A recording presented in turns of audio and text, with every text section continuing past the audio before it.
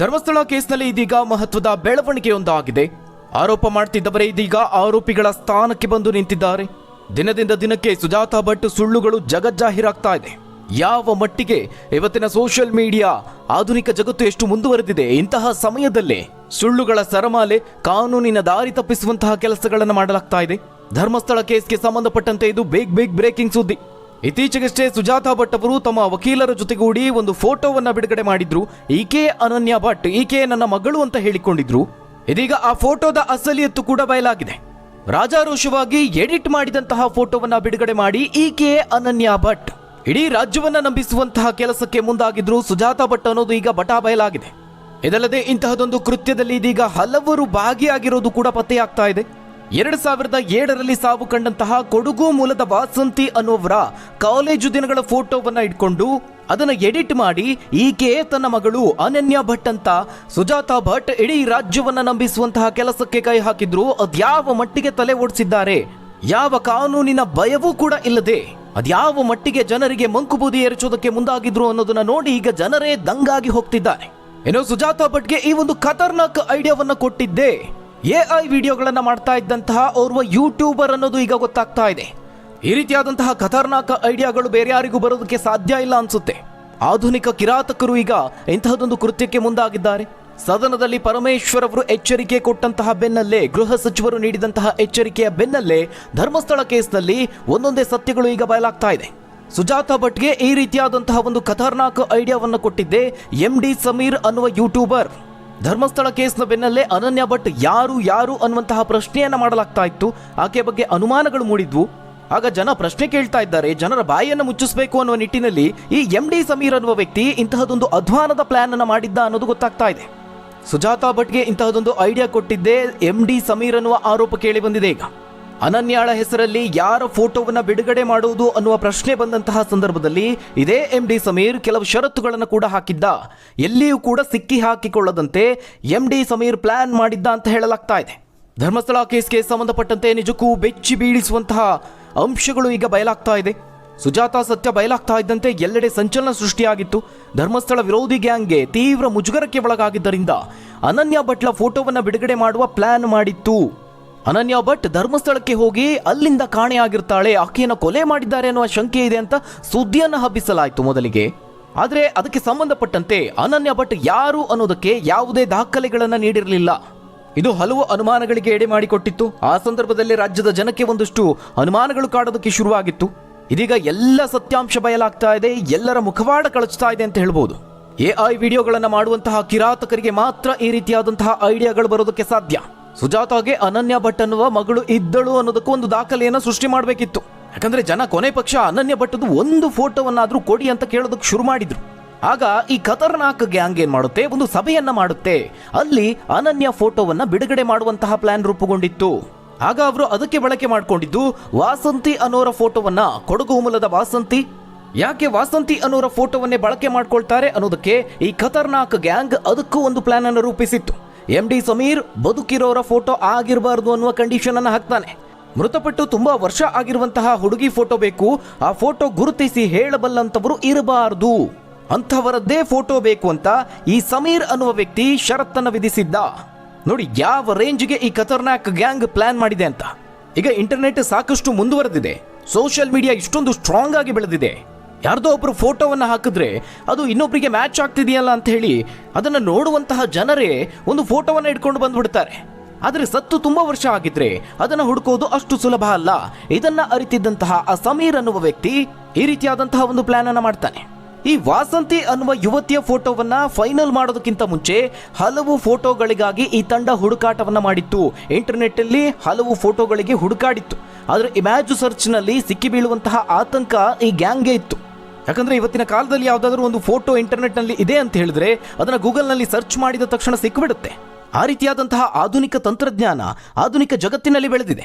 ಇದೆಲ್ಲದರ ಬಗ್ಗೆ ಗೊತ್ತಿದ್ದಂತಹ ವ್ಯಕ್ತಿ ಇಮೇಜ್ ಸರ್ಚ್ ನಲ್ಲಿ ಸಿಕ್ಕಿ ಬೀಳ್ತೀವಿ ಅಂತ ಹೇಳಿ ಸತ್ತು ತುಂಬಾ ವರ್ಷಗಳಾಗಿರಬೇಕು, ಅವರ ಫೋಟೋ ಎಲ್ಲೂ ಸಿಗಬಾರ್ದು, ಈ ಒಂದು ಕಂಡೀಷನ್ ಅನ್ನು ಹಾಕ್ತಾರೆ.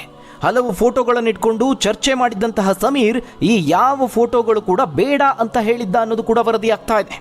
ಈ ಹಂತದಲ್ಲಿ ಸುಜಾತಾ ಅವರನ್ನೇ ಯಾವುದಾದ್ರೂ ಫೋಟೋ ಇದ್ರೆ ಕೊಡಿ ಅಂತ ಈ ವ್ಯಕ್ತಿ ಕೇಳಿದ್ದ. ತುಂಬಾ ಹಿಂದೆ ಮೃತಪಟ್ಟಿರುವಂತಹ ಯುವತಿಯ ಫೋಟೋ ಆಗಿರಬೇಕು, 20-22 ವರ್ಷದ ಹುಡುಗಿ ಫೋಟೋ ಇದ್ದರೆ ಕೊಡಿ ಅಂತ ಹೇಳಿದ್ದ. ಆತನ ಪ್ಲಾನ್ ಪಕ್ಕಾ ಇತ್ತು. 18-20 ವರ್ಷಗಳ ಹಿಂದೆ ಸತ್ತು ಹೋದಂತಹ ಯುವತಿಯ ಫೋಟೋವನ್ನು ತಂದು ಈಕೆಯೇ ಅನನ್ಯಾ ಭಟ್ ಅಂತ ಸುಜಾತಾಳ ಕೈಯಲ್ಲಿ ಹೇಳಿಸಿ ಬಿಡಬೇಕು. ಆಕೆಯ ಕುಟುಂಬಸ್ಥರು ಬಂದು ಇದು ನಮ್ಮವಳ ಫೋಟೋ ಅನ್ನೋದಿದ್ರೆ ಸಾಕು. ಜನರಿಗಂತೂ ಏನೂ ಗೊತ್ತಾಗುವುದಿಲ್ಲ, ಮುಗ್ಧರಿದ್ದಾರೆ, ಅವರೆಲ್ಲರಿಗೂ ಬಹಳ ಈಸಿಯಾಗಿ ಮಂಕುಬೂದಿ ಎರಚಿ ಬಿಡಬಹುದು ಅಂತ ಈ ಗ್ಯಾಂಗ್ ಪ್ಲಾನ್ ಮಾಡಿತ್ತು. ಆದರೆ ಈ ಪ್ಲಾನ್ ಎಲ್ಲವೂ ಇದೀಗ ತಲೆ ಕೆಳಗಾಗಿದೆ. ರಾಜ್ಯದ ಜನ ಆರಂಭದಲ್ಲೇ ಅನುಮಾನವನ್ನು ವ್ಯಕ್ತಪಡಿಸಿದ್ರು. ಯಾಕೆ ಈ ಫೋಟೋದಲ್ಲಿ ಒಂದು ರೀತಿ ವಿಚಿತ್ರವಾಗಿ ಕಾಣಿಸ್ತಾ ಇದೆಯಲ್ಲ, ಏನೋ ಸರಿ ಕಾಣ್ತಾ ಇಲ್ವಲ್ಲ ಅಂತ. ಆ ನಂತರದಲ್ಲಿ ಒಂದೊಂದಾಗಿ ಬಯಲಾಗ್ತಾ ಹೋಯ್ತು. ವಾಸಂತಿಯ ಫೋಟೋಗೆ ಹಣೆ ಬೊಟ್ಟನ್ನು ಕೂಡ ನೀಡಲಾಗಿದೆ.